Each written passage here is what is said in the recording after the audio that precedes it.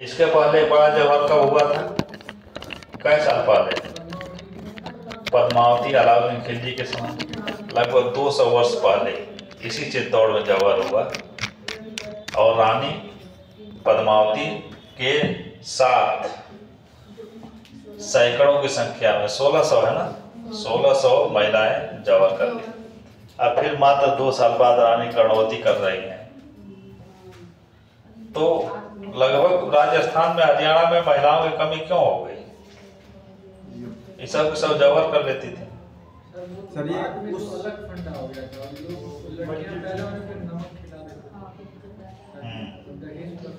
इस बात नहीं, दहेज प्रथा के नाते नहीं, ये प्रथा राजपूतों में ही था कि लड़कियां को पैदा होते ही उसको जो है मार दिया जाता था। इस बात को तो महाराजा दिलीप सिंह स्वयं स्वीकार करते हैं कि हमारे 3 बहनों को हमारे पिताजी पैदा होते ही ऊपर ले जाके तलवार से काट देते थे। उसके पीछे दहेज प्रथा इन लोगों के लिए नहीं था। इन लोगों के लिए बस यही था सम्मान, क्योंकि आक्रमण होते थे। आक्रमण होने के बाद देख ही रहे हो कितनी राजकुमारियों का आक्रांता लेके चले जाते थे। और राजपूत जो है इसको अपना सम्मान मानता था और इसी लड़ते हुए मर जाता था कि हमारे आँख के सामने ये सारी चीज़ें न हो। और ऐसा कल्चर डेवलप हो गया था कि जो महिलाएं बची जौहर या सती अपना देती थी। सर उस समय भी जौहर या सती सभी महिलाएं नहीं करती थी और गौरव की बात थी क्या? बहुत गौरव की बात थी। और सभी नहीं करते थे। उसमें जो है जो सैनिक वर्ग में आते थे, विशेषकर राजपूत, उन्हीं में जौहर की प्रथा और सती प्रथा का प्रचलन अधिक था कि पुरुष वहां जाके साका करते थे। साका का मतलब कि सब कुछ न्यौछावर कर देने की नीति से युद्ध करते थे। अब महिलाएं सब कुछ त्याग के, अब बताओ कितना स्वाभिमानी जाति थी। अब तो उतना नहीं है, लेकिन उस समय कितना स्वाभिमानी थी कि एक हाड़ा, सूरजमल हाड़ा करके सेनापति थे। हाड़ा राजपूते होते हैं, राजपूतों की वैरायटी होती है। और वो जो है हल्दी घाटी में युद्ध करने के लिए जब न्योता दिया महाराणा प्रताप, जब वो चले उधर से, तो अभी उनकी जो है शादी हुई थी। हाँ, पत्ता भी किया हुआ, लेकिन ये जो इतिहास में जो उनका मिलता है हाड़ा राजपूतों का, तो अपने पत्नी से कहे कि देखो अब हम जा रहे हैं, राणा जी का बुलावा आया, युद्ध करना है मुगलों से, तुम कोई नायाब उपहार हमको दो। और वो अपने सैन्य कक्ष में गई और अपने हाथ से अपने गला को काट के थाली में, जब दासी से बोली होगी मैं गला काट दूंगी, सजा के जगह राणा जी को दे देना। और थाल में सजा के दासी लेके आई। जब वो हटा रहे नायाब उपहार, तो पता चल रहा है वही रानी का सर। तो राजपूतों में उस दौर में जान का कोई मतलब ही नहीं था। जो एक ऐड आता है ना, किसका, डर के आगे जीत है, ड्यू का। ये बहुत शानदार चीजें वो अपनाया। बिना डरे जीत हो ही नहीं सकती। जब तक तुम डरोगे नहीं तब तक तुम पढ़ोगे नहीं, और जब नहीं पढ़ोगे तो IAS PCS नौकरी कैसे मिलेगी? जब तुम्हारे तो कोई डर ही नहीं है कि नहीं यार एग्जाम देने जाएंगे हमारा हो जाएगा, तो फिर कैसे एग्जाम में पास होगे? देखो जितने स्कॉलर बच्चे होते हैं उतने डरे रहते हैं एग्जाम से, और जो कॉलर खोल के जो तान के चलने वाले होते हैं वो सब के सब फेल होते हैं। अब आज तो ठीक है कि मान लो कोई कक्षा 10, 11, 12 में फेल नहीं होता। हम लोगों के दौर में 12 और 10 और 12 में 25%, 17% रिजल्ट भी बनता था, तो बाकी सब फेल।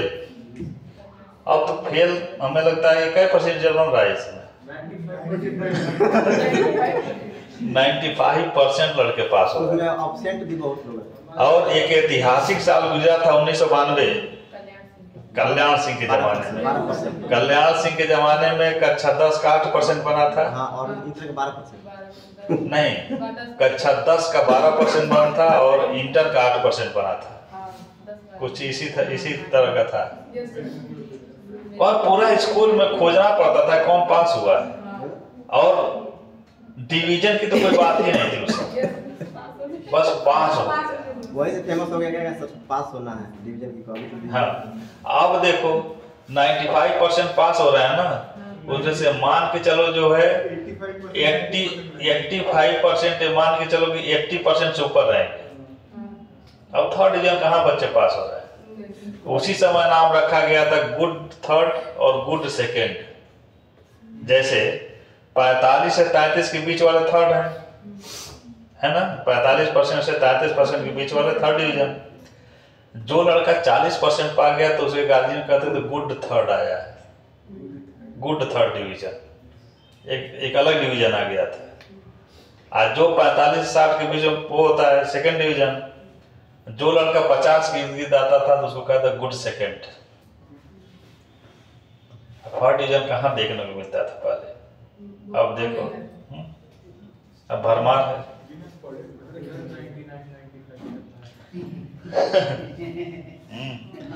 अरे उस समय बच्चे अगर जो हम लोग उस समय थर्ड डिवीजन जो आ जाते थे ना, उनके यहाँ बहुत फेमस कीर्तन वगैरह होता था। होता था। हम अपने गांव के पहले फर्स्ट डिविजनल रैंक कक्षा 10 के। वाह सर, इस पे ताली हो जाए सर। एक अपने हमारे यहाँ हमसे पहले कोई फर्स्ट डिवीजन पास नहीं हुआ था, हम फर्स्ट डिवीजन पास हो गए। तो हमारे यहाँ भी कीर्तन हुआ था, बड़ा वाला नहीं, 2-3 घंटा वाला। अब जो फर्स्ट डिवीजन का कोई मतलब ही नहीं है। चलिए, तो यहाँ से क्या है ना कि यह हुमायूं के लिए एक बहुत बड़ा अवसर था। हुमायूं बहुत बड़ा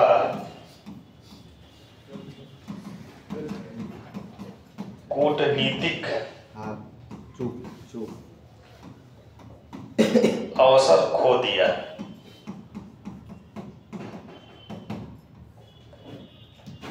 बहुत बड़ा कूटनीतिक अवसर खो दिया। यही वो समय था जिस समय राजपूतों को अपना भक्त बना लेता।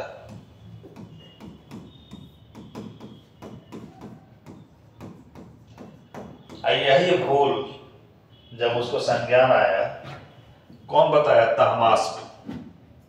जब इसके बाद से भाग के जाएगा, जब भारत से निकलने के बाद ईरान के शाह के यहाँ, तो वह बताएगा कि भारत पे शासन करना बहुत आसान है।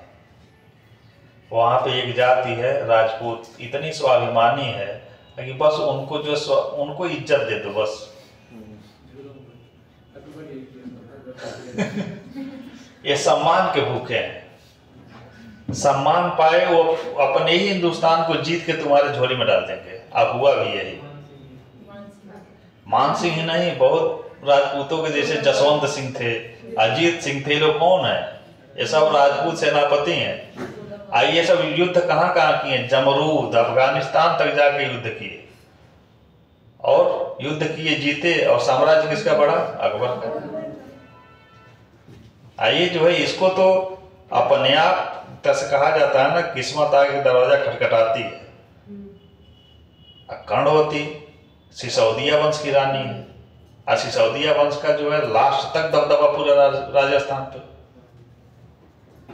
पूरा राजस्थान के सेनापति हुमायूं के लिए खड़े हो जाते। शेरशाह सूरी अन्य क्या इसको टक्कर दे पाते?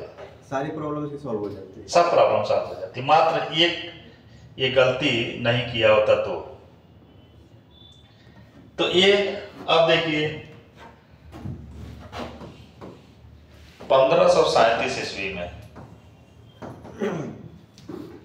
1537 ईस्वी में बहादुर शाह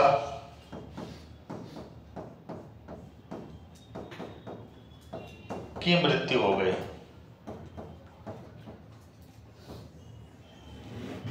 1537 में बहादुर शाह की क्या हो गई? मृत्यु हो गई। कैसे मृत्यु हो गई? डूब गया, वो डुबा दिया गया। यही पूछा है कि क्यों, कैसे मरा था? पुर्तगालियों से संघर्ष करते करते ये समुद्र में डुबो के मार दिए इसको। बहादुर शाह की मृत्यु किस तरह से? तो पुर्तगालियों से संघर्ष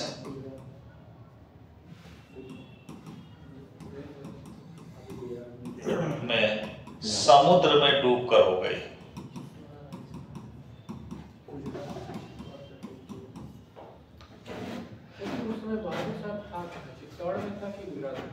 जब कब ये जब पुर्तगाली समुद्र कहाँ, चित्तौड़ में। चित्तौड़ जीत के छोड़ दिया था।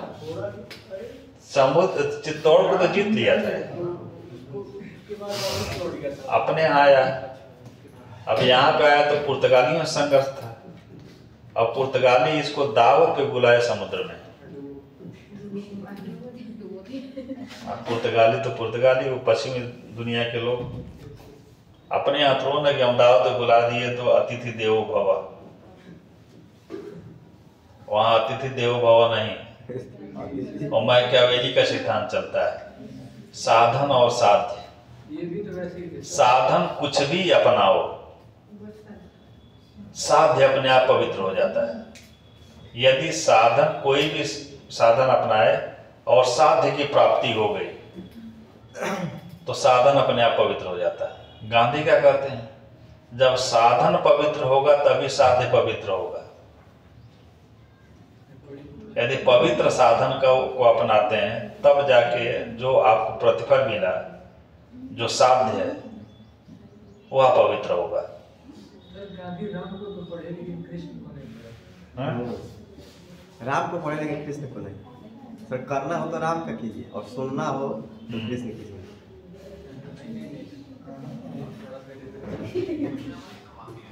क्या करना, सुनना हो तो कृष्ण की सुनिए और सुन के वो अपने दिमाग में रखिए, और करना हो तो राम की कीजिए। कैसे, जैसे बताओ। जैसे जो ठान लिए वो किए, जिसको वचन दिए वो निभाए, उसमें कहीं वो चूक नहीं हो। यही तो सबसे बड़ी दिक्कत है राजपूतों में। जब ठान लिए तो जान की बाजी लगा दे। कृष्ण जान की बाजी लगाने वाले नहीं थे। तो ये आधा अधूरा हो गया ना, तो वहीं कृष्ण का एक नाम रणछोड़ भी है, जरासंध से नहीं। सर उसी से लड़ रहे थे। हाँ, उसी से लड़ेंगे। जरासंध का भांजा था काल यवन, उससे लड़ रहे थे तब जाके युद्ध भूमि से। जरासंध से जब लड़े तब तक जो है ये तो संघर्ष किए, डिफीट नहीं हुए, हट जाते थे, लेकिन जो है रणछोड़ के भागे तो वहां पे, इसीलिए उनका नाम रणछोड़ पड़ा। तब जाके समुद्र में घर तो बनाए थे इनके जरासंध के नाते। जब जरासंध मारा गया इनके कूटनीति के नाते, तो उसका भांजा था काल यवन, वो आक्रमण कर दिया। कहाँ, द्वारिका में। द्वारिका में आक्रमण किया। अब उसमें सबसे बड़ी दिक्कत क्या थी कि उसको कोई मार ही नहीं सकता था,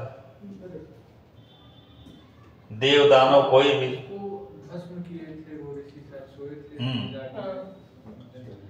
अब उसमें जो है, अब ये भागना शुरू किए।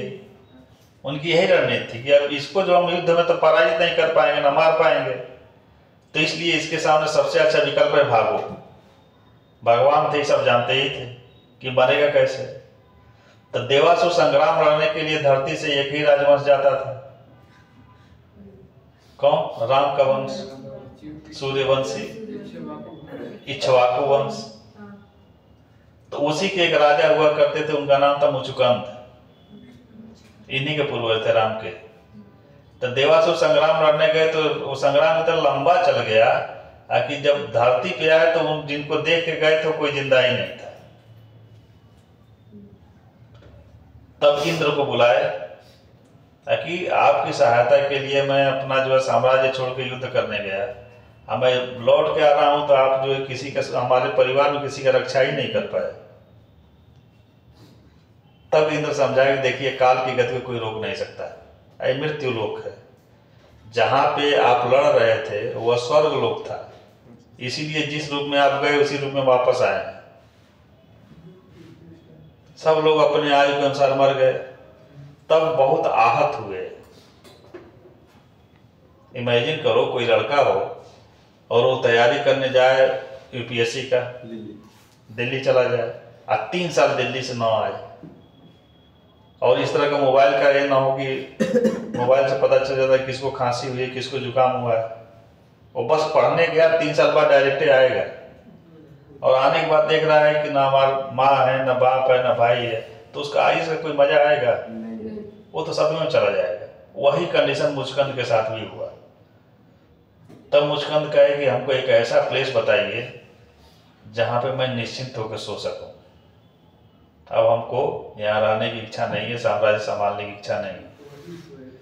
तो ये हिंदू कुछ पहाड़ी में जगह बताए, अफगानिस्तान, वहीं का वो राजा ही था।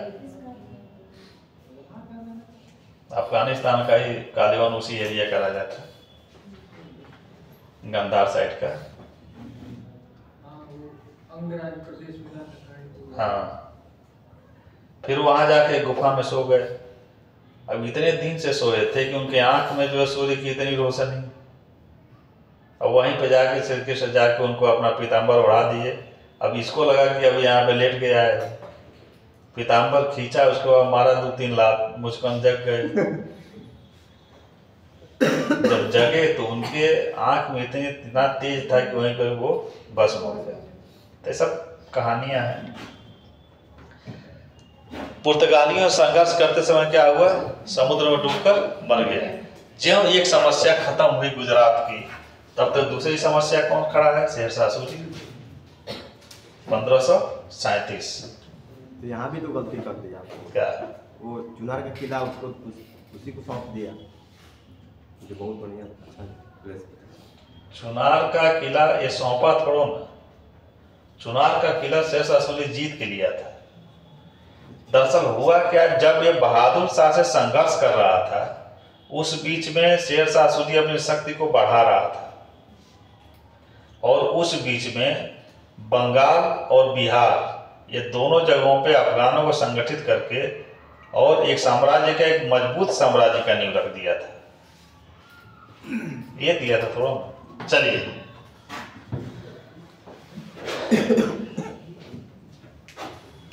यहां तक क्लियर हुआ? अब समस्या क्या है? इसके भाई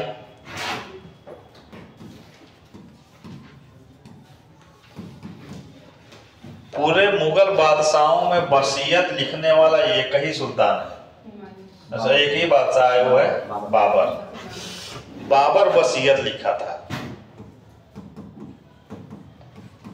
अपना, वसीयत। और इस वसीयत में साम्राज्य को चारों भाइयों में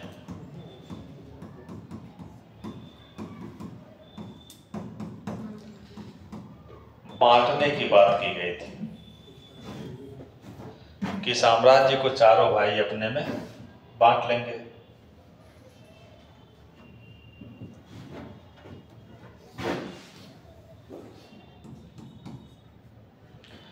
और हुमायूं को यह दायित्व सौंपा था, दायित्व सौंपा कि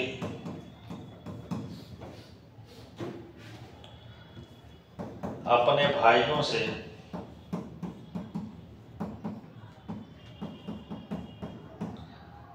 अच्छा व्यवहार करेगा।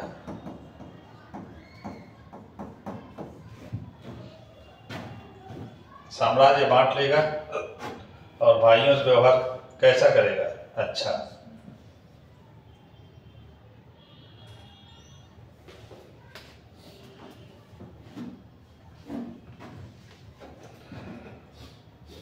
ठीक। तो बाबर पहला था लिखने वाला। हाँ, पूरे सल्तनत काल से, सल्तनत काल में लिखा है। सल्तनत काल में भी कोई वसीयत नहीं लिखा है। अब मुगलों में तो कोई वसीयत नहीं लिखा था, यही एक इकलौता शासक है। मेडिवल पीरियड लिखते हैं। हाँ, मेडिवल पीरियड कह सकते हो। हालांकि जो क्वेश्चन पूछा है वो केवल मुगल काल पूछा है कि मुगल काल में वसीयत लिखने वाला शासक तो बाबर है। अच्छा व्यवहार की बात वसीयत में किया गया था।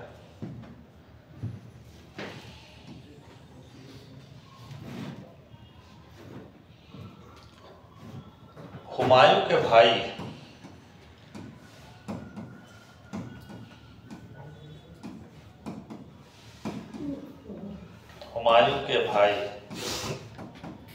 मक्कार है। इसकी समस्या को और बढ़ा दी है।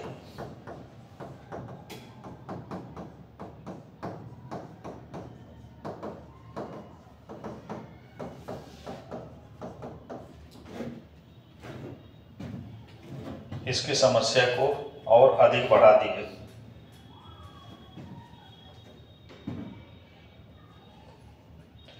एक तरफ इतने दुश्मनों से घिरा हुमायूं, उसमें घर के ही दुश्मन निकल गए। और ऐसी ही कंडीशन में हुमायूं युद्ध लड़ता है 1532 में दोहरिया या दादरा का युद्ध। ऐसी ही कंडीशन में 1532 ईस्वी में दोहरिया या दादरा का युद्ध लड़ा गया। एक तरफ है हुमायूं और दूसरे तरफ का सेनापति कौन है? महमूद खां लोदी।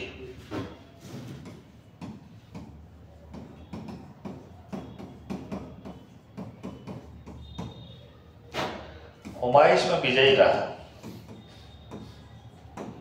ये हो गया पराजित।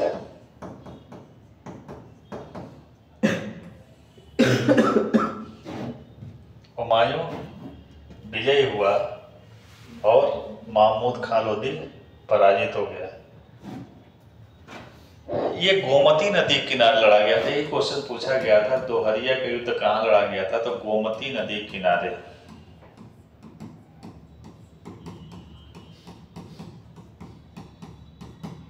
और ये स्थल है लखनऊ के पास।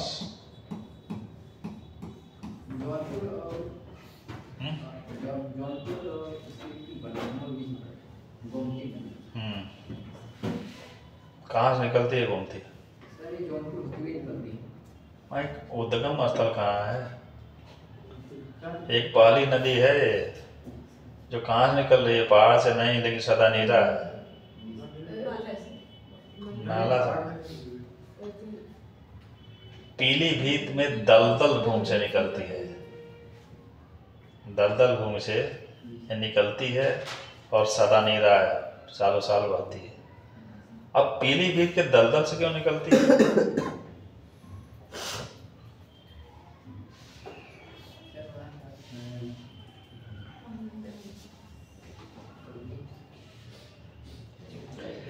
जब हिमालय पर्वत को आप लोग पढ़ोगे तो सबसे ऊंचे हिमालय को क्या कहा जाता है? एवरेस्ट। नहीं, ऊंचे नहीं, जैसे कि जो पर्वत महान हिमालय या ट्रांस हिमालय। उसके बाद से क्या है? मध्य हिमालय।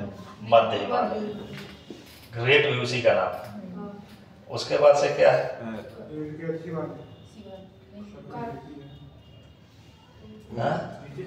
निम्न हिमालय। निम्न हिमालय, उसको बांट दिया जाता है। हालांकि तीन ही श्रेणी है, महान, मध्य और शिवालिक। सर उसको आर.एल. सिंह बोले कि जो सुअर का जो पीठ होता है वैसे ही ये महान हिमालय है। धारी, हाँ, जो धार होता है उसका पीठ। जब शिवालिक में हम आते हैं तो तुरंत हिमालय का जो पाद क्षेत्र है, जो उसका जो जस्ट बाद वाला क्षेत्र है, उसका हम क्या नाम देते हैं?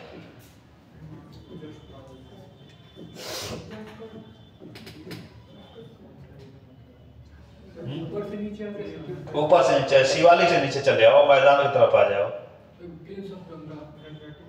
नहीं, उस भूमि को क्या कहा जाता है?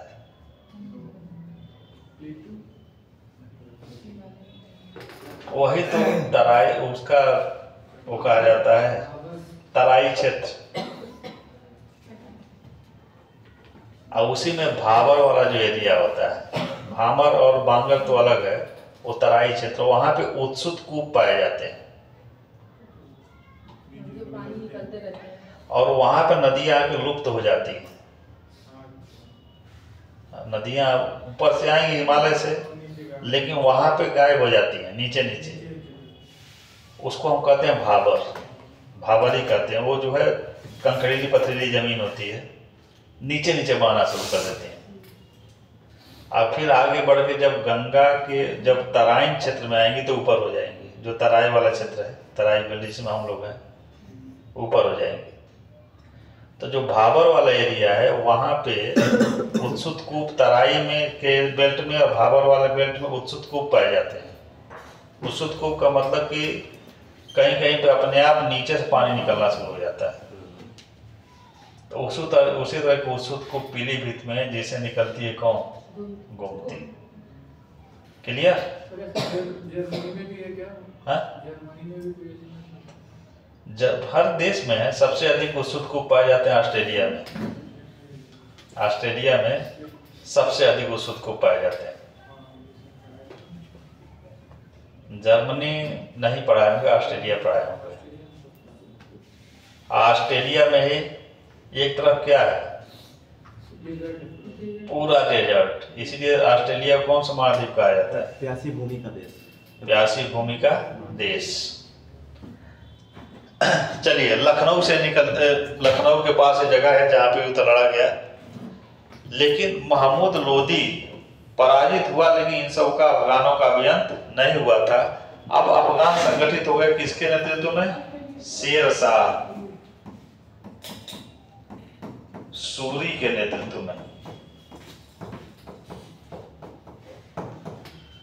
और जब हुमायूं बहादुर शाह से संघर्ष कर रहा था, उस बीच में शेर शाह सूरी बंगाल और बिहार के अफगानों को संगठित करके एक महाशक्ति का रूप धारण कर लिया था, एक शक्ति का रूप धारण कर लिया। और 37 में जो उधर से खत्म होके आ रहा है इधर हुमायूं, कहाँ? अफगानों की तरफ, दोबारा शेर शाह की तरफ। तब शेर शाह सामान्य एक सरदार नहीं था। अब हो गया है, यहाँ तक क्लियर हुआ? महमूद खान लोदी फिर शेर शाह के नेतृत्व में आया था। नहीं, महमूद खान लोदी का नेतृत्व तो खत्म हो गया। अब उसके जगह पे अफगान चुन लिए किसको नेता? शेर शाह सूरी को। ठीक।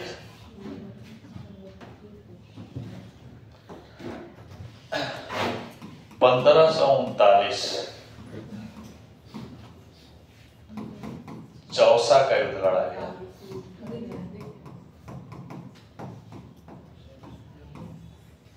चौसा का युद्ध। चौसा कहां पे, किस प्रदेश में?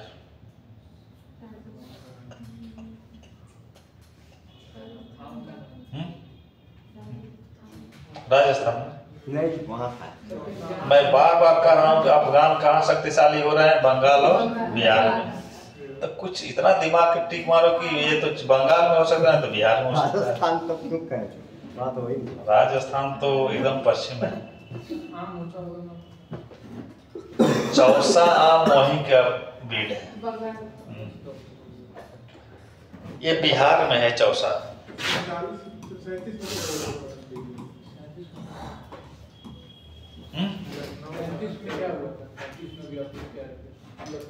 37 तक संघर्ष किया बहादुर शाह से। 37 जब मरा तब संघर्ष खत्म होगा। नहीं सर, ये महमूद खान लोदी के बाद 37 में क्या हुआ? शेर शाह सूरी से कुछ बताया। महमूद खान लोदी 32 में लड़ा उससे। लड़ने के बाद इसके बाद इसका संघर्ष शुरू हो गया किससे? बहादुर शाह से। ये बहादुर शाह से संघर्ष चला 1537 तक। इसी दौर में शेर शाह सूरी एक अफगानों को संगठित करके एक शक्ति का रूप धारण कर दिया। लेकिन लड़ाई 39 में हुई।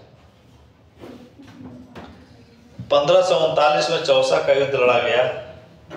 ये हुआ था शेर शाह अफगान सेनापति,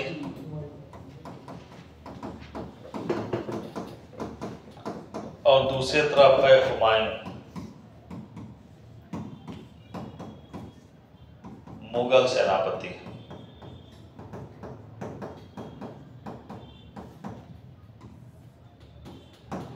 परिणाम हुमायूं पराजित हो गया।